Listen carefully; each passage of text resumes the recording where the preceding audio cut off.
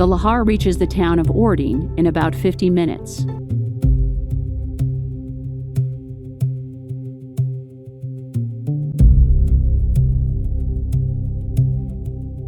Washington State, Mount Rainier, Mount St. Helens, volcanoes, tsunamis, earthquakes, but something way worse? I'm throwing this at you guys. It sounds crazy, and it is. No notice lahars could reach you without a warning, and you have not much evacuation time. Scientists are absolutely in fear of that. You could quickly become trapped of something that is coming down on you hundreds of feet high, like a monster tsunami.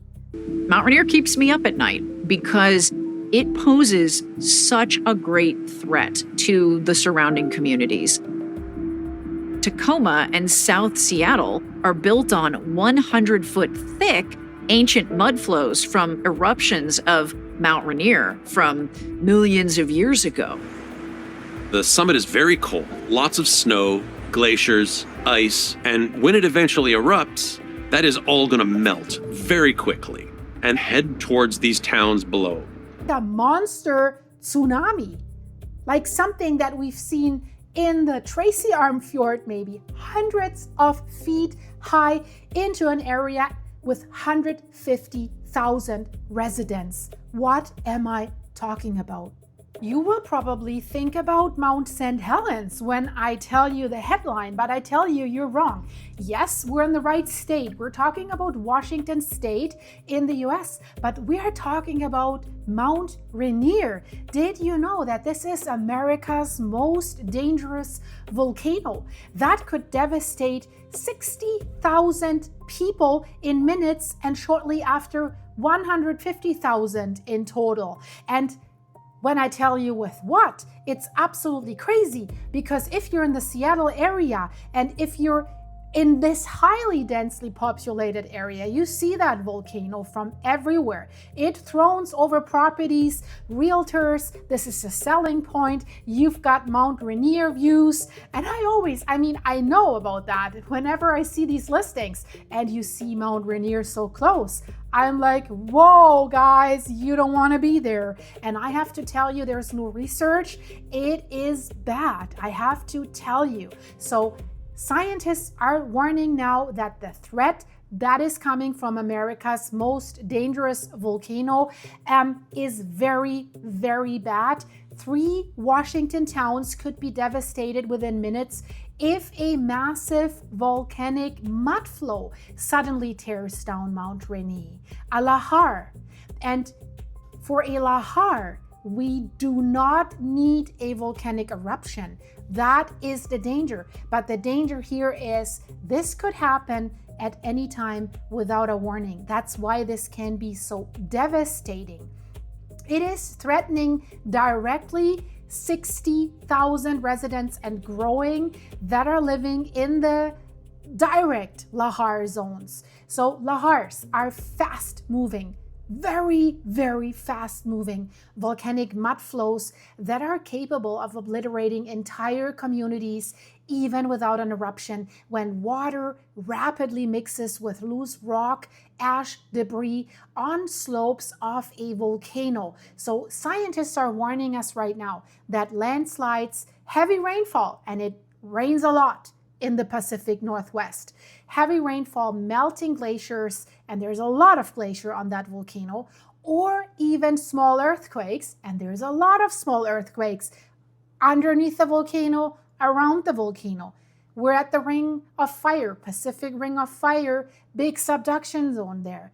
This could destabilize part of the volcano, unleashing a sudden torrent of mud, rock, and debris from or down the surrounding river valleys. So a geophysicist that has worked for the Cascades Volcano Observatory, Andy Lockhart, has told us, or is telling us, that Orting, Puyallup, I know I pronounced this wrong, sorry guys, and Sumner, these 3 settlements, and they're growing, sit directly in the path of a potential catastrophe that could strike with little or no warning. And I have been in these communities.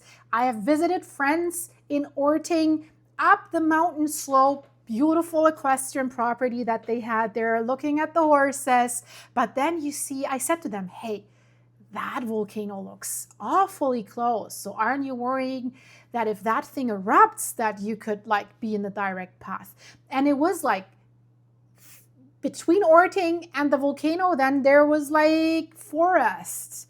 But yes, it felt dangerous. I felt uneasy and I didn't feel good there. I felt threatened by Mount Rainier. I have to be honest. So the path of a potential catastrophe could strike with little or no warning. That is the risk there. So researchers are especially worried about Mount Rainier because roughly 150,000 people in Washington's Pierce County live within projected lahar zones.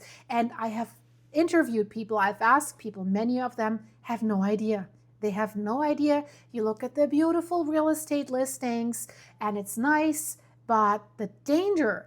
I said recently to a friend, they said, oh, isn't this beautiful there? Who wouldn't want to live there? And I said, I wouldn't. Do you know that you're directly in the lahar zone? What? What are you talking about? I'm like, sent them the map. I said, look at this. And they're like, oh, we didn't know that. So Rainier, it's only 60 miles from Seattle. It is heavily covered in glaciers and a lot of unstable volcanic rock. Conditions where experts say create the perfect setup for catastrophic mud flows.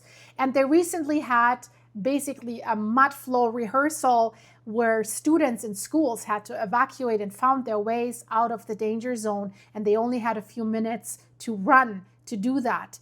And they have sensors along river valleys where they could sense if the lahar passes the sensor. Warning systems could go on, but it gives you a very, very little warning.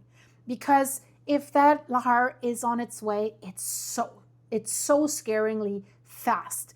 So a volcanologist from the National Autonomous University of Mexico has told the press just recently that lahars are especially dangerous because there are this complex phenomena that charge a lot during transport. They can grow and they can dilute. So one of the largest lahars in US history occurred, thousands of years ago. But guess what? Guess where? Where did it occur? It occurred when part of Mount Rainier collapsed, and it has unleashed the massive, how it was called, Osceola mudflow.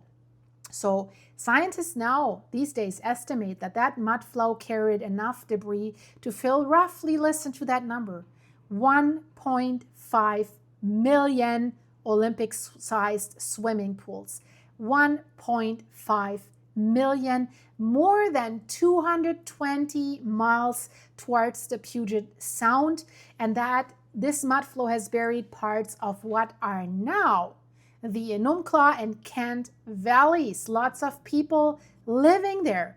So the deadliest modern US lahar also struck in the 1980s during the eruption of Mount St. Helens. That's why I said in the beginning, most of you think about that, right? When the volcano's collapsing north flank and pyroclastic flows rapidly melted glacial ice and everything came down.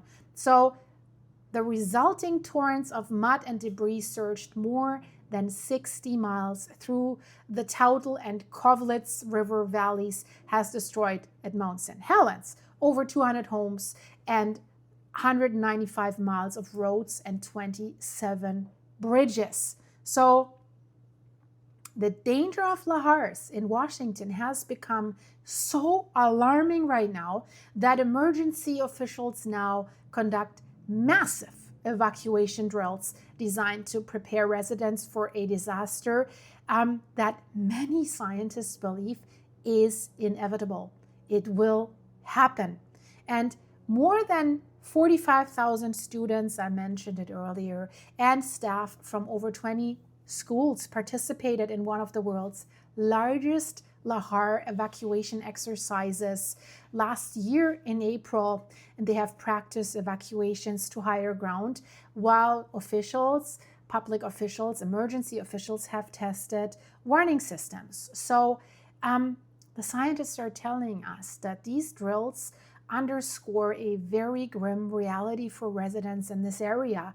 Another catastrophic lahar in the Pacific Northwest is not considered a distant possibility. That is the sad part. And what terrifies the researchers the most is the possibility of a no-notice lahar. This is what they call it, which would happen without an eruption and without a major earthquake. So without a warning, and that is terrifying, right? So everything from landslides and crater lake failures to severe storms and heavy rainfalls has triggered deadly lahars around the world. We know that. And scientists now say that a sudden collapse of Rainier's western flank could send a torrent directly towards Orting, Sumner, and Puyallup in as little as 30 minutes. 30 minutes. So they said the threat is deeply unsettling the researchers. They say no notice lahars, and that's a quote. The thing that goes bump in the night, it's creeping us out. This is what they're saying. Emergency planners fear that Orting could face some of the greatest danger because of its limited evacuation routes and the growing population. Development of townhouse apartment complexes, it's everywhere there. It's huge. If roads become clogged with traffic during a sudden evacuation, residents could quickly become trapped inside the lahar zone. And that's the worst thing, right? Panic spreads and then the roads are clogged. So scientists are warning that by the time that the mudflow reaches the populated communities, it could be, listen to this, hundreds of feet high and moving with crushing force. This is crazy. The threat has sparked decades of scientific research that is aimed at improving warning systems before another disaster will strike. And the Cascades Volcano Observatory has built an extensive network of monitoring stations around Mount Rainier, so to track seismic activity and detect possible lahars in real time. And researchers have also spent years recreating lahars basically in a giant experimental flume in Oregon's H.G. Andrews experimental forest in order to better understand how these deadly mud flows travel and how they intensify down the road. They take everything with them. I mean, we've seen Bluton last year. This is how you have to imagine this, how fast the glacier and then the mountain and everything with it, the logs, everything that was there came down the mountain.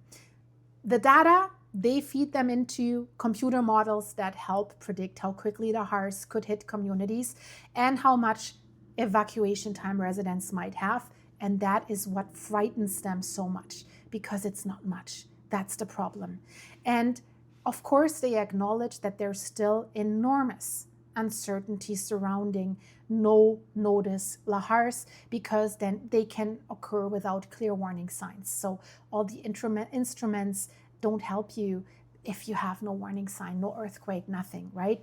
Of course, researchers are also concerned that the danger could be intensified by destabilizing glaciers, and that would increase the likelihood, but also severe storms that could trigger these sudden mud flows. So if you live in the area, if you know someone in the area, tell them, show them the maps, tell them, do you know about this, right? Or if you want to move there or buy property, check this out, beware. And we're Cascadia Fault. So you can get a lahar from inland, you can get a tsunami from the shore and you can get the big one underneath you. So there are a lot of threats, despite the stunning beauty of this area, right? We have to be aware of that. So guys, but there's a lot of other stuff going on that I want to show you. There's a storm coming in that can turn into a monster for Japan, for Taiwan, for the Philippines. Check it out in the end screen. But that volcano or whatever it is, I'm not spoiling that erupted in a backyard in front of a stable of a home in Mexico. Also crazy. Check it out. I see you there in a second. Stay safe. Bye-bye.